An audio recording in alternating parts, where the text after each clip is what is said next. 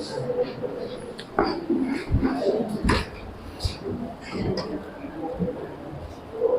का जो हमारा टॉपिक है वो क्या है? दक्षिण भारत की नदियां। देखिए, इससे पहले हमने उत्तर भारत की नदियां, मध्य भारत की नदियां, पूर्वोत्तर की नदियां, पूर्वोत्तर की नदियों की अगर हम बात करें तो जैसे हमारा ब्रह्मपुत्र है, तेस्ता है और मेघना है, और इस प्रकार की नदियों को हमने पढ़ा है। मध्य भारत की नदियां जैसे हमारा कौन सा था? नर्मदा नदी था, ताप्ती था, और चंबल, शिप्रा और टोंस, केन, बेतवा, इन सबको हमने पढ़ा। अब हम पढ़ेंगे दक्षिण भारत की नदियों को। अब दक्षिण भारत की नदियों को प्रायद्वीपीय पठारी नदियां भी बोला जाता है। ध्यान दीजिएगा सभी छात्र कि जो हमारी दक्षिण भारत की नदियां हैं, दक्षिण भारत की नदियों को प्रायद्वीपीय पठारी नदियां भी बोला जाता है। इसलिए क्योंकि हमारे भारत का अधिकांश भाग, ध्यान दीजिएगा, हमारे भारत का अधिकांश भाग कहां पर है? हमारे भारत का, दक्षिण भारत का, हमारे दक्षिण भारत का जो अधिकांश भाग है वो एक पठारीय भाग है, जो कि बेसाल्टिक लावा से बना हुआ है, और जो बहुत बड़े और पुराने भूगोलवेत्ता हैं उनका मानना यह है कि करोड़ों वर्ष पहले महाराष्ट्र में ज्वालामुखी का उद्गार हुआ, और ज्वालामुखी के उद्गार के कारण जो लावा नीचे से ऊपर की ओर निकला और बार बार निकला, नतीजा क्या हुआ कि जो दक्षिण भारत की भूमि है वो परत दर परत क्या है? ऊपर उठती गई, और नतीजा एक बेसाल्टिक लंबी चट्टान का निर्माण हुआ, त्रिकोणीय आकार का निर्माण हुआ, और हमारा बना प्रायद्वीपीय भारत। क्लियर है? ध्यान दीजिएगा, हमारा जो प्रायद्वीपीय भारत है एक पठारी क्षेत्र है, तो इसीलिए हम लोग अपने दक्षिण के भारत को दक्कन का पठार भी कहते हैं, दक्षिण का पठार। और इसी पठार से निकलने वाली कई सारी नदियां भी हैं, तो उनके बारे में हमें आज देखना है, उनके बारे में हम पढ़ेंगे। जब भी हम भारत में नदियों के बारे में पढ़ते हैं तो हमारी दो तरह की नदियां हम पढ़ते हैं, एक हिमालय से उत्पन्न नदियां और एक पठारी क्षेत्र से उत्पन्न नदियां। हिमालय क्षेत्र से उत्पन्न नदियां जो होंगी वो हिमालयी क्षेत्र से जितने बड़े बड़े ग्लेशियर हैं, झील हैं, हो सकता है इनसे निकले। लेकिन जब भी हम पठारी क्षेत्र की नदियों की बात करेंगे, पठारी क्षेत्र की नदियां, तो पठारी क्षेत्र की जो नदियां होती हैं पठार से निकलती हैं, भूमिगत से निकलती है। यानी आप बोल सकते हो कि जो पठारी क्षेत्र की नदियां होती हैं उसका जो पानी है वो भौगर्भिक जल है। कौन सा जल है? भौगर्भिक जल है। और हमारे धरती में, विश्व में, धरती में खनिज पदार्थ मिलते हैं। आप अगर धरती को खोदोगे तो खनिज पदार्थ मिलेंगे। अभी तुलना कीजिएगा, जहां पर भौगर्भिक जल आ रहा है, भौगर्भिक मतलब जमीन के नीचे से, वो जल पूरा का पूरा खनिज पदार्थों से लगा हुआ होता है, मिनरल्स जिसको बोलते हैं। नतीजा, जमीन का जो पानी हम निकालते हैं या जमीन से नीचे, जमीन के नीचे से जो नदियां आती हैं वो मिनरल वाटर होता है। मिनरल वाटर पहाड़ों का भी होता है, लेकिन अगर एग्जाम में आ जाए कि हिमालय नदियां या पठारी नदियां, इनमें से कौन सी नदियों के पानी में सबसे ज्यादा खनिज पदार्थ पाया जाएगा, तो आपका उत्तर क्या होगा? पठारी नदियां। क्या उत्तर होगा भाई? पठारी नदियां। और पठारी नदी आपका उत्तर ये इसलिए होगा क्योंकि आप सब लोगों को पता है, क्यों अभी मैंने बताया कि हमारे जो खनिज पदार्थ है वो अत्यधिक कहां पाए जाते हैं? जमीन के नीचे। और जमीन के ही नीचे क्या है? भौगर्भिक जल है। और भौगर्भिक जल या तो हम कुआं बना के निकाल लेते हैं, या तो हम बोरिंग करा के निकाल लेते हैं, या तो फिर नदियों द्वारा खुद ब खुद वो ऊपर आता है। और हिमालय क्षेत्र में क्या होता है? वहां के जो पर्वत है, ऊंचाई के कारण तापमान में कमी आ गई, नतीजा जो वाष्प है वो क्या बन गई? बर्फ। और वही बर्फ तापांतर की वजह से पिघल गई, यानी उसमें मिनरल्स की कमी पाई जाएगी। क्लियर है? उसमें क्या है? मिनरल्स की कमी पाई जाएगी। ठीक है? दक्षिण भारत की नदियों को आज देखेंगे, और दक्षिण भारत की नदियां कुछ हमारी पश्चिम की ओर प्रवाहित होंगी और कुछ प्रवाहित होंगी पूर्व की ओर। यानी कुछ प्रवाहित होंगी हमारा अरब सागर में और कुछ प्रवाहित होंगी हमारी बंगाल की खाड़ी में। लेकिन भारत की अत्यधिक नदियां बंगाल की खाड़ी में प्रवाहित होती हैं। इसका कारण यह है कि जो हमारा भारत है, भारत का ढाल उत्तर पश्चिम से लेकर दक्षिण पूर्व तक है, यानी ऐसे टेढ़ा। नतीजा क्या हुआ? अधिकतर नदियां हमारी बंगाल की खाड़ी में प्रवाहित होती है, विलीन हो जाती है और डेल्टा का निर्माण करती हैं। ठीक है?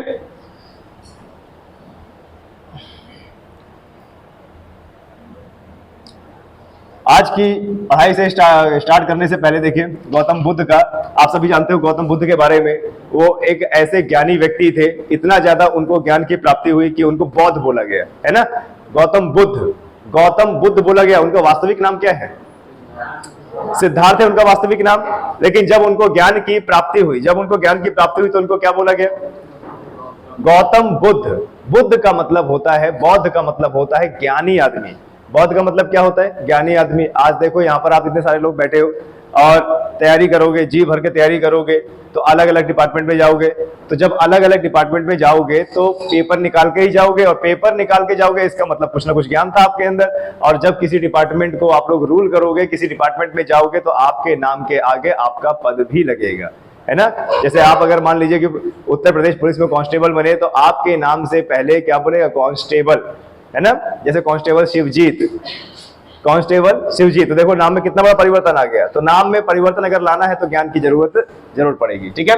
देखिए गौतम बुद्ध ने कितना बढ़िया कहा है कि जो मजा शांत रहकर चुप रहने में है वो शिकायत करने में नहीं है। क्लियर है? देखो कितना अच्छा इन्होंने बोला है कि जो मजा शांत रहकर चुप रहने में है वो शिकायत करने में नहीं है।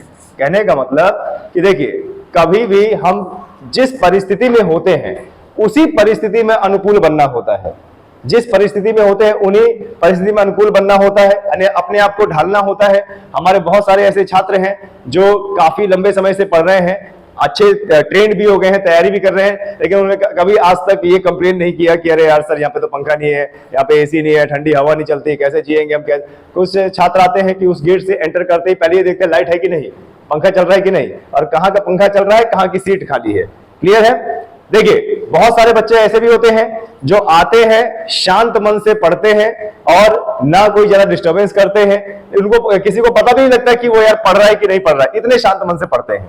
और आपको बता दें, जो व्यक्ति अपना लक्ष्य में ध्यान रखता है और बिना किसी की बुराई करे, बिना किसी की शिकायत करे अपने लक्ष्य की ओर पढ़ता रहता है और शांत तरीके से पढ़ता रहता है, तो उसकी कामयाबी ही शोर मचाती है। आपको बता दें, तहलका मच जाता है पूरे क्षेत्र में, चित्रकूट जैसे क्षेत्र में, ग्रामीण क्षेत्र में एकदम तहलका मच जाता है जब किसी की सरकारी नौकरी निकलती है, ठीक है।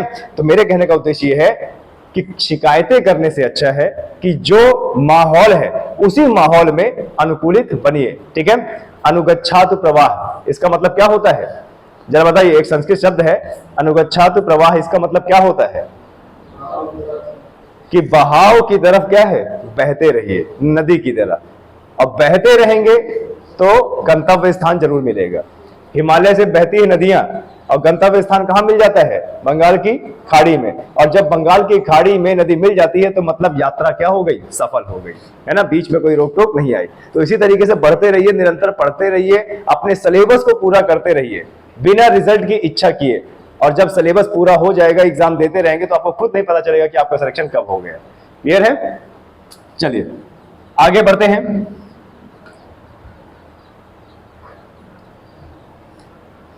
तो देखिए प्रायद्वीपीय नदियां, प्रायद्वीपीय भारत या दक्षिण भारत की नदियों के नाम से जाना जाता है। क्या बोलते हैं हम इसको? प्रायद्वीपीय नदियां या फिर दक्षिण भारत की नदियां। अब दक्षिण भारत की नदियां क्यों बोलते हैं? क्योंकि हमारे भारत के मध्य भाग से कहां है? नीचे की तरफ है, दक्षिण की तरफ है, और पठारी नदियां हैं। अब प्रायद्वीप हम क्यों बोलते हैं इसको? हम इसको प्रायद्वीप इसलिए बोलते हैं क्योंकि हमारा भारत एक प्रायद्वीप का निर्माण करता है। हमारा भारत किसका निर्माण करता है भाई? हमारा भारत एक प्रायद्वीप का निर्माण करता है। हमारा भारत के पश्चिम में कौन सा सागर है? अरब सागर है। और हमारे भारत के पूर्व में कौन सा सागर है? बंगाल की खाड़ी, बंगाल की खाड़ी, ठीक है। और नीचे कौन सा सागर है भाई? हिंद महासागर। कई बार आपने भूगोल की किताब में देखा होगा कि भारतीय प्रायद्वीपीय भारत बोलते हैं, है ना, या भारतीय प्रायद्वीप बोलते हैं। तो प्रायद्वीप का मतलब होता है कि भूमि का वह भाग जो तीन तरफ से पानी से घिरा हुआ है। भूमि का जमीन का वह उभरा हुआ भाग जो तीन तरफ से पानी से घिरा हुआ है। और उभरा हुआ भाग का मतलब क्या होता है? उभरा हुआ भाग का मतलब होता है कि जो वाटर लेवल से ऊपर है। क्लियर है? जहां पर पानी नहीं पहुंच सकता। तो हमारे भारत का तीन साइड, हमारे भारत की तीन साइड, तीन तरफ की जगह समुद्रों से तो घिरी हुई है, लेकिन समुद्रों से क्या है? ऊपर है। समुद्रों से क्या है? ऊपर है। नतीजा वहां पे समुद्र का पानी नहीं आता है। और तीन तरफ से घिरा हुआ है, इसलिए हम क्या बोलते हैं, प्रायद्वीप। अभी आप देख लीजिए, ये हमारे भारत का देखिए ये हिस्सा है ना, ऐसे ही हिस्सा है ना त्रिकोणीय आकार का। एक तरफ क्या है, अरब सागर, एक तरफ क्या है, बंगाल की खाड़ी, एक तरफ क्या है, हिंद महासागर। तीन तरफ से जलराशि हमारे भारत को घेरे हुए, नतीजा हमारे भारत को क्या बोलते हैं, प्रायद्वीपीय भारत बोलते हैं। क्लियर है। और इसी भूखंड में अलग अलग बहने वाली नदियां, अलग अलग बहने वाली नदियों को क्या बोल दिया गया, प्रायद्वीपीय नदियां। क्लियर है। हम इस चैप्टर में दो तरह की नदियां पढ़ेंगे, एक अरब सागर में जल गिराने वाली नदियां और दूसरा बंगाल की खाड़ी में जल गिराने वाली नदियां। क्योंकि हमारे भारत का जो ढाल है वो दक्षिण पूर्व की ओर है, तो सबसे पहले हम वो नदियां पढ़ेंगे जो बंगाल की खाड़ी में गिरती हैं। और आप सभी लोगों को पता होगा कि जो बंगाल की खाड़ी में नदियां गिरती हैं वो किसका निर्माण करती हैं, डेल्टा का निर्माण करती हैं। और डेल्टा का निर्माण इसलिए करते हैं कि उस नदी को, जो नदी बंगाल की खाड़ी में बहती है, उनको एक मैदानी क्षेत्र मिल जाता है बहने के लिए, एक तराई क्षेत्र मिल जाता है बहने के लिए, एक जंगल झाड़ का इलाका मिल जाता है बहने के लिए। नतीजा जितना भी कूड़ा करकट मिट्टी का कटाव अपने साथ बहा के लेके आती है, जहां पर उसका मुहाना होता है, मुहाने का मतलब जहां पर विलीन हो रही होती है नदी, वहां पर डेल्टा का निर्माण यानी अवसाद इकट्ठा कर देती है। क्लियर है। वही हमारे भारत का जो पश्चिमी भाग है वो उठा हुआ भाग है, तो नदी क्या है, ऊंचाई से गिरती है, और ऊंचाई से गिरती है तो नदियां एस्चुरी का निर्माण करती हैं, डेल्टा का निर्माण नहीं करती। क्लियर है। आए समझ में। आगे बढ़ते हैं। देखिए ये हमारा भारत है और इस भारत में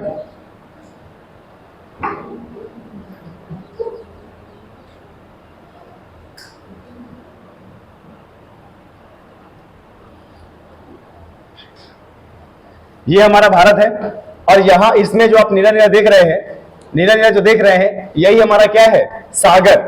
ठीक है। एक तरफ क्या है, बंगाल की खाड़ी, और दूसरा तरफ क्या है, अरब सागर।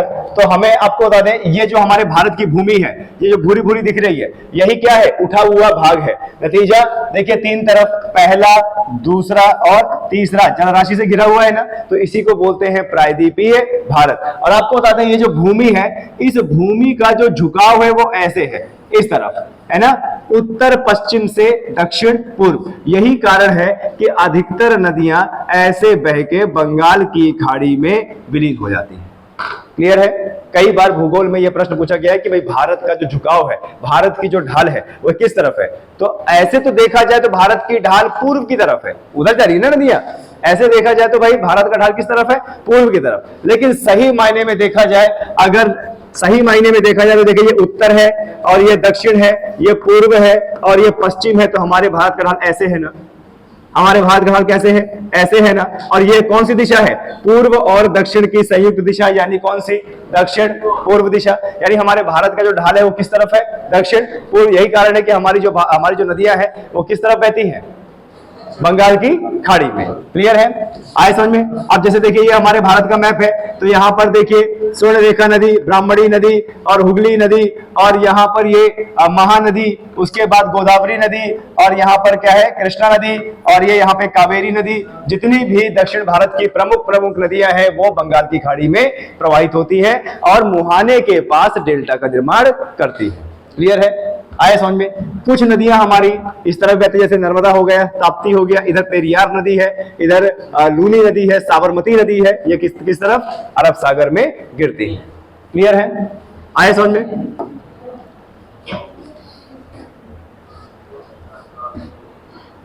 चलिए, तो एक एक करके सभी नदियों के बारे में पढ़ते हैं, एक एक करके सभी नदियों के बारे में पढ़ते हैं जो हमारे बंगाल की खाड़ी में विलीन हो जाती हैं, जो हमारे एग्जाम के लिए बहुत ज्यादा इंपॉर्टेंट है।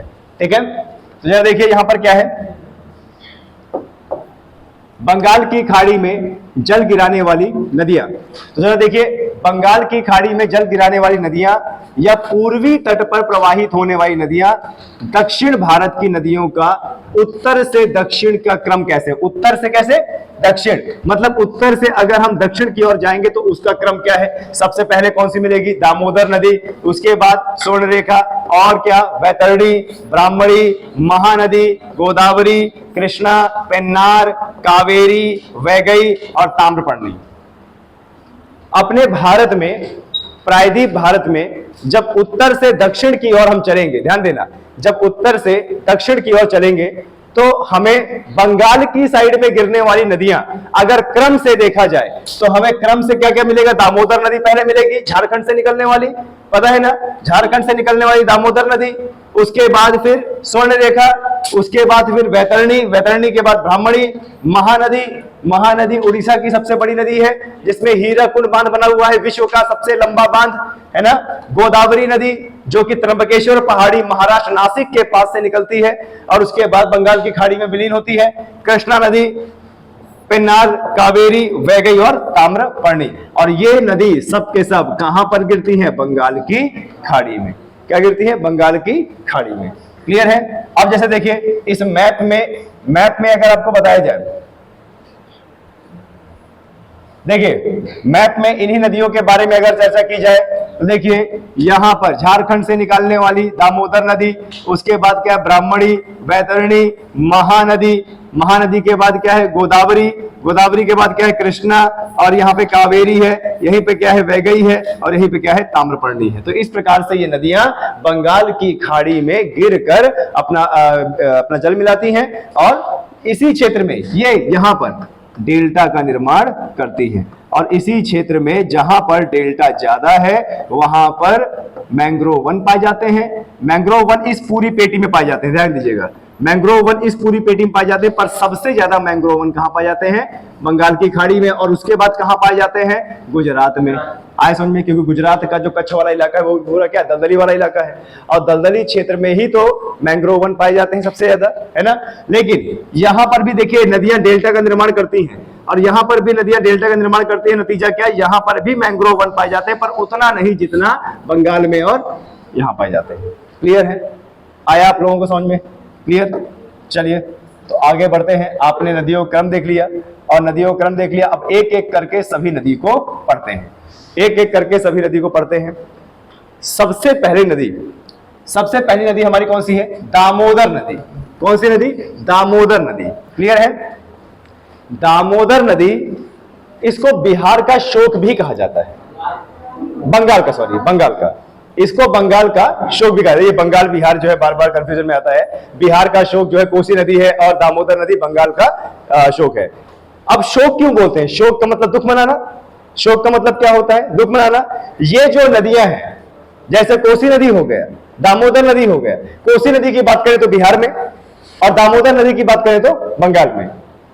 जब इस नदियों में उफान आता है, बाढ़ में ये आती है नदियां, तो अच्छी खासी तबाही मचाती है। कोसी नदी की बात करें तो कोसी नदी तो मालदा गैप में है। मालदा गैप का मतलब कि भारत का वो हिस्सा जो धंस रहा है और धंसने के कारण हर साल वह अपना रास्ता चेंज करती है और रास्ता अपना बदलती है। नतीजा क्या? अच्छी खासी तबाही मचाती है बिहार में, गांव का गांव बहा के ले जाती है, इसीलिए इसको बिहार का शोक बोला जाता है।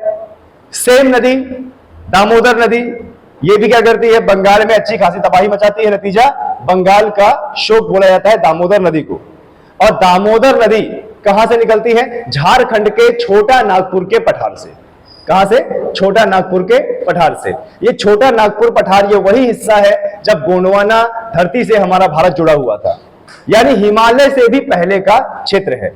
और ये गोंडवाना धरती ये वही क्षेत्र है जहां पर भारत में सबसे ज्यादा खनिज पदार्थ पाए जाते हैं। छोटा नागपुर याद है ना आपको? लोहा का अयस्क निकालना, एल्यूमिनियम का, कोयला का, सबसे ज्यादा कोयला, सबसे ज्यादा अयस्क, सबसे ज्यादा लोहा, एल्यूमिनियम, स्टील, और ये सब ये कहां से निकाला जाता है? यहां से ना। इसी को बोलते हैं छोटा नागपुर का पठार। क्लियर है? दामोदर नदी छोटा नागपुर पठार के मध्य में अपनी भ्रंश घाटी में प्रवाहित होती है। कौन सी घाटी? भ्रंश घाटी। याद है ना आप लोगों को? आप लोगों को याद है ना कि क्या बताया गया था कि मध्य भारत के जो पर्वत हैं, मध्य भारत के जो पर्वत है वो कैसे पर्वत है? भ्रंशित पर्वत है। भ्रंश पड़ा था, नतीजे जमीन क्या हो गई? ऊंची हो गई और जमीन क्या हो गई? नीचे हो गई, बीच में दरार पड़ गई, उन्हीं दरारों से नदी बहने लगी। क्लियर है? तो देखिए ये जो झारखंड है, झारखंड का ये वाला इलाका है, ये क्या है जरा बताइए? विंध्याचल भ्रंश क्षेत्र का ही तो इलाका है। नतीजा जमीन में भ्रंश पड़े और यहाँ पर एक पठारी क्षेत्र का निर्माण हुआ जिसको हम छोटा नागपुर का पठार बोलते हैं।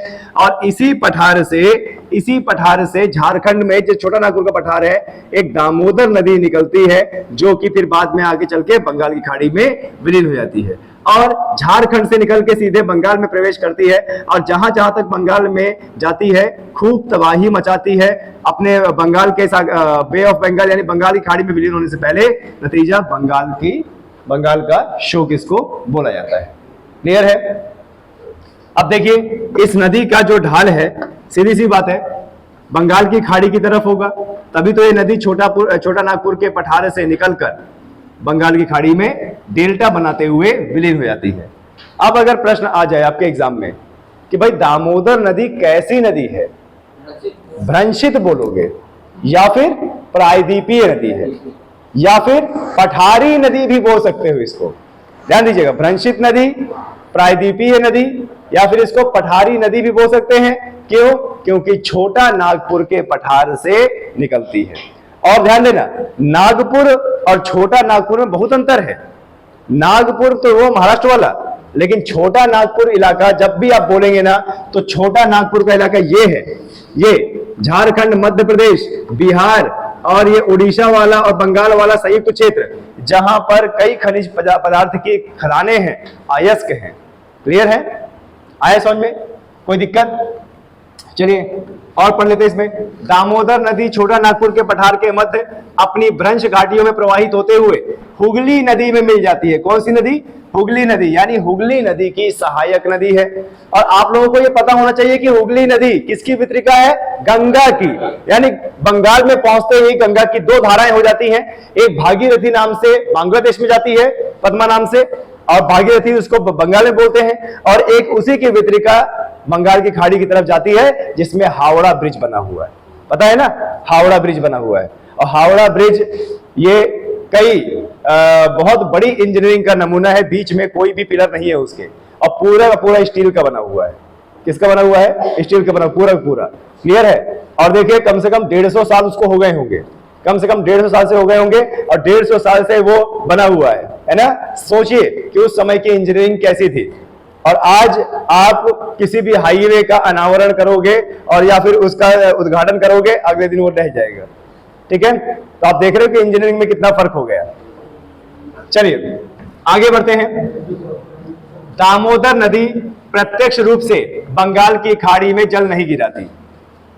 दामोदर नदी प्रत्यक्ष रूप से बंगाल की खाड़ी में जल नहीं गिराती। क्यों? क्योंकि ये नदी किसमें मिल जाती है? हुगली नदी में। और अपना जल किसमें गिराती है? हुगली नदी में। और हुगली नदी फिर गिरती है किसमें? बंगाल की खाड़ी में, और डेल्टा बनाती है जिसको बोलते हैं सुंदरवन का डेल्टा, जो कि विश्व का सबसे बड़ा डेल्टा है। ठीक है? दामोदर नदी प्रत्यक्ष रूप से बंगाल की खाड़ी में जल ना गिराकर हुगली नदी के माध्यम से अपना जल बंगाल की खाड़ी में गिराती है। क्लियर है? आए समझ में? देखिए यहां से कौन सी नदी आती है? गंगा नदी। गंगा नदी बांग्लादेश में चली जाती है, पद्मा, और फिर यहां से हुगली नदी, और दामोदर नदी ऐसे हुगली में मिलकर फिर यहां पर डेल्टा का निर्माण करती है। क्लियर है? किसी को कोई डाउट? आगे बढ़े। ठीक है? तो हुगली नदी के बारे में हमने क्या क्या पढ़ा, जरा बताइए। हुगली नदी के बारे में हमने क्या क्या पढ़ा कि हुगली नदी का उद्गम कहां से होता है? झारखंड के छोटा नागपुर के पठार से। उसके बाद कौन से राज्य में जाती है? बंगाल में। और बंगाल में इसका क्या बोला जाता है? बंगाल का शोक। और बंगाल में कौन सी नदी से मिलती है ये? हुगली नदी से। और हुगली नदी किसकी वितरिका है? गंगा की। और हुगली नदी के ऊपर कौन सा ब्रिज बना हुआ है? और हावड़ा ब्रिज बंगाल के कौन से जिले में है? कलकत्ता शहर में है। और उसके बाद फिर बंगाल की खाड़ी में सुंदरवन का डेल्टा बनाते हुए विलीन हो जाती है। क्लियर है? आए समझ में? अब पढ़ते हैं स्वर्ण रेखा नदी। ठीक है? स्वर्ण रेखा नदी ये भी कहां से निकलती है? झारखंड के पास से ही निकलती है, झारखंड से ही निकलती है ये नदी। स्वर्ण रेखा नदी एग्जाम में पूछ लिया करता है। ये भी पठारी नदी है और ये भी प्रायद्वीपीय नदी है, और दक्षिण भारत में यानी दक्षिण भारत के नदियों में गिना जाएगा। क्लियर है? देखिए स्वर्ण रेखा नदी झारखंड की राजधानी रांची के समीप से निकलकर 3 राज्य, कौन कौन सा? झारखंड, ओडिशा और पश्चिम बंगाल से होकर प्रवाहित होते हुए उड़ीसा तट पर अपना मुहाना बनाती है। क्लियर है? कहां बनाती है? उड़ीसा में। ठीक है? स्वर्ण रेखा नदी डेल्टा बनाती है, ध्यान दीजिएगा। और बड़ी इंपॉर्टेंट नदी है क्योंकि 3 राज्यों को कवर करती है और 3 राज्यों को सिंचित करती है। अगर इसके मैप को ध्यान से देखा जाए, जरा देखिए यहां पर, ये क्या है, झारखंड, और झारखंड के रांची शहर के पास निकल के ये बंगाल, और बंगाल के बाद हल्का सा ये ओडिशा, ओडिशा का पूर्वी क्षेत्र को सिंचित करते हुए कहां पर, बंगाल की खाड़ी में डेल्टा बनाते हुए विलीन हो जाती है। क्लियर है? और इस नदी का नाम क्या है? स्वर्ण रेखा नदी। कितने राज्यों को कवर करती है? 3 राज्यों को, झारखंड, बंगाल और ओडिशा। अब ये आपको बता दें, बंगाल और ओडिशा के बॉर्डर में बहती है ये, और बॉर्डर में बहते हुए फिर आगे चल के बंगाल की खाड़ी में विलीन हो जाती है। क्लियर है? और उतने क्षेत्र को तो सिंचित कर ही देती है ना? 12मासी नदियां हैं, पठारी नदियां हैं। क्लियर है?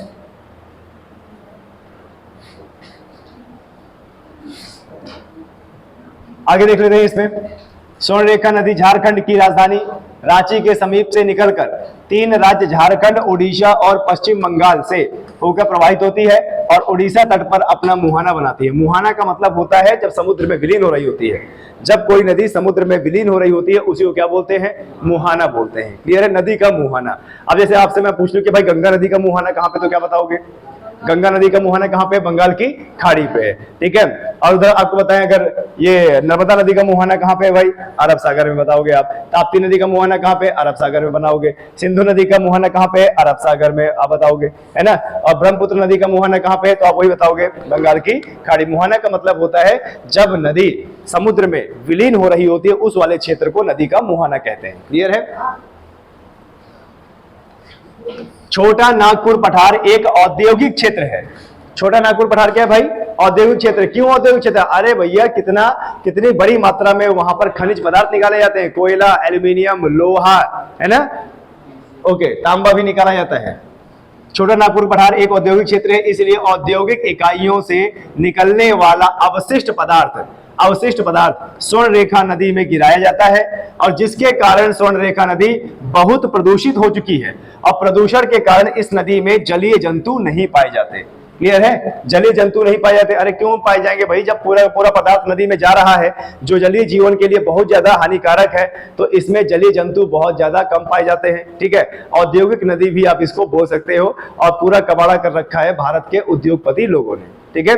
जैसे आप यमुना में जाइए, तो यमुना में जब आप दिल्ली में जाएंगे तो दिल्ली के इर्द गिर्द जितनी भी केमिकल की कंपनियां हैं सब अपना वेस्ट प्रोडक्ट यमुना में गिराती है। नतीजा एक नाले की तरह बहती है यमुना। क्लियर है? जिसके कारण स्वर्ण रेखा नदी को जैविक मरुस्थल भी कहते हैं। क्या कहते हैं? जैविक मरुस्थल। तो पॉइंट टू बी नोटेड, ये थोड़ा सा इंपॉर्टेंट है कि भाई स्वर्ण रेखा नदी को क्या बोलते हैं? जैविक मरुस्थल बोलते हैं। क्या बोलते हैं? जैविक मरुस्थल बोलते हैं। क्लियर है? झारखंड का एक प्रमुख शहर जमशेदपुर स्वर्ण रेखा नदी के तट पर है। जमशेदपुर पता है ना किनके नाम पर पड़ा है? जमशेद जी रतन टाटा। जमशेद जी रतन टाटा के नाम पर पड़ा है क्या ये शहर, और यहीं पर स्टील प्लांट है, यहीं पर लोहा बनाने का प्लांट है बहुत बड़ा, इस्पात कंपनी यहीं पर है। क्लियर है? झारखंड का एक प्रमुख शहर क्या है? जमशेदपुर स्वर्ण रेखा नदी के तट पर है। क्लियर है? झारखंड में, ये यहां पर। क्लियर है आप लोगों को? चलिए आगे बढ़ते हैं। अगली नदी देख लीजिए। अगली नदी कौन सी है हमारी? वैतरणी नदी। क्या नदी है? वैतरणी नदी। ये भी हमारी इंपॉर्टेंट नदी है, और ये वैतरणी नदी भी कहां को बहती है बताइए? पश्चिम बंगाल की तरफ बहती है और बंगाल की खाड़ी में विलीन हो जाती है। वैतरणी नदी ओडिशा के केओंझर पठार से निकलती है। कहां से? केओंझर पठार से। क्लियर है? ओडिशा के केओंझर के पठार से निकलती है। 2 तरीके के प्रश्न बने कि भाई ये जो वैतरणी नदी है, ठीक है, वैतरणी नदी ये कहां प्रवाहित होती है? ओडिशा में। केओंझर का पठार कहां पे है? ओडिशा में। मालवा का पठार कहां पे है? बुंदेलखंड का पठार कहां पे है? उत्तर प्रदेश और मध्य प्रदेश का संयुक्त क्षेत्र, है ना? ओडिशा तट पर अपना जल गिराती है। क्लियर है? इससे ज्यादा इस नदी के बारे में नहीं आ सकता कि वैतरणी नदी कहां की नदी है, या वैतरणी नदी किस ओर प्रवाहित होती है ना? तो ओडिशा से निकलती है, बंगाल की खाड़ी में विलीन हो जाती है, केओंझर के पठार से निकलती है। क्लियर है? छोटी नदी है, इतनी ज्यादा कोई बड़ी नहीं है, पर हमारे एग्जाम पॉइंट ऑफ व्यू के लिए थोड़ा सा इंपॉर्टेंट है। ठीक है? चलिए आज के लिए इतना ही, फिर कल इसको कंटिन्यू करेंगे। क्लियर है?